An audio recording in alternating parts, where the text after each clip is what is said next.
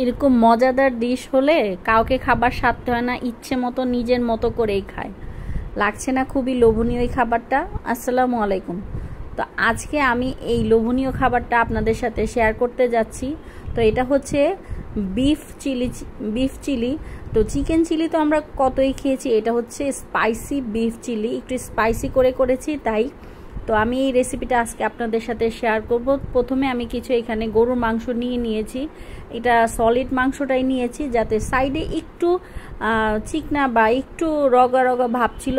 তো এটা আপনার ইচ্ছার উপর, আপনি কেমন খাবেন। আপনি একটা ডিশ মানুষকে অনুকরণ বা শিখে করতেই পারেন, বাট রান্নাটা নিজের ইচ্ছে মতো নিজের মন মতো হলে আমি মনে করি সেটা বেশি সুস্বাদু হয়। তো আমি এখানে মাংসটা সিদ্ধ করে নিয়েছি অল্প কিছু পানি দিয়ে, সব মশলাই অ্যাড করেছি, গুঁড়া মশলা, বাটা মশলা, গরম মশলা, শুধু হলুদের গুঁড়াটা ছাড়া। তারপরে সামান্য একটু পানি দিয়ে একটু ভিনেগার দিয়ে দিয়েছি যাতে মাংসটা নরম হয়, আমার বাসায় মাংসটা নরম খায় এই জন্য। তারপরে যখন একদম সিদ্ধ হয়ে পানিটা শুকে গেছে, ঠান্ডা হয়ে গেছে, তার মধ্যে আমি মাংসটা একটু স্লাইস করে কেটে নিয়েছি, তার মধ্যে একটা ডিম আর কর্নফ্লাওয়ার আর একটু চিলি ফ্লেক্স দিয়ে সুন্দর করে মেখে নিব। মাখানো হয়ে গেলে এখানে একটা কড়াইতে তেলের পরিমাণ একটু বেশি দিয়ে হাই হিটে তেলটা গরম করে সেই তেলের মধ্যে ডুবো তেলে এগুলো আমি ভেজে নিব।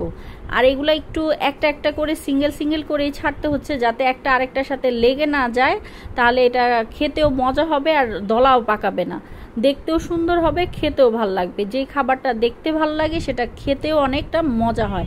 তারপরে হাই হিটে এটা ভেজে নেব। বিশ্বাস করেন এইটা ভাজার যে কি সুন্দর একটা ফ্লেভার বের হচ্ছিল, আপনি এটা ভাজার পর এমনি সস দিয়ে চাইলে খেতে পারবেন। আমি যে ডিশটা করেছি সেটা না করেও এমনি চাইলে খেতে পারবেন। এটা এত মজা, এত ক্রিস্পি ছিল, কুড়মুড়ে ভিতরে সফট জুসি একটা মাংস ছিল, চাইলে ওভাবেও খেতে পারবেন। তারপরে যে ডিশটা আমি করেছি সেটা শেয়ার করলাম। এখানে আমি একটা প্যানে সেই ভাজা তেলটাই দিয়েছি ফ্লেভারের জন্য, কিছু রসুন কুচি বাদামি কালার করে ভাজার পর তার মধ্যে কিছু গাজরের কুচি আর কিউব করে পেঁয়াজ কুচি দিয়ে হালকা একটু ভেজে নেওয়ার পর এর মধ্যে আমি কিউব করা ক্যাপসিকামও দিয়ে দিয়েছি। তো আমি এখানে গ্রিন ক্যাপসিকামটা ইউজ করেছি। ক্যাপসিকামটা দিয়ে সামান্য একটু লবণ দিয়ে হালকা একটু ভেজে নিব। লবণ দিলে কি হয়, সবজি আর পেঁয়াজটা একটু সফট হয়ে আসবে, খেতে ভাল লাগবে। অনেক সময় দেখা যায় কি আমরা চাইনিজ রেস্টুরেন্টে খেলে সবজিগুলো একটু কাঁচা কাঁচা ভাব থাকে, সেটা খেতে ভাল লাগে না। তো একটু সফট হয়ে গেলে, ভাজা হয়ে গেলে তার মধ্যে আমি এখানে 2টা নাগামরিচ কেটে দিয়েছি আর টমেটো কিউব করে দিয়েছি। দেখুন কালারটা কত সুন্দর আসছে, লাল সাদা সবুজ কালারটা দেখেই আমার খেতে ইচ্ছে করছে। তারপরে এখানে আমি একটা সস রেডি করে নিয়েছি, এখানে টমেটো সস, তারপরে সয়া সস আর কিছু কর্নফ্লাওয়ার, একটা পুরো লেবু চিপে দিয়ে সামান্য একটু পানি অ্যাড করে একটা সস রেডি করে নিয়েছি এবং এই সবজিটার মধ্যে আমি সসটা ঢেলে দিব।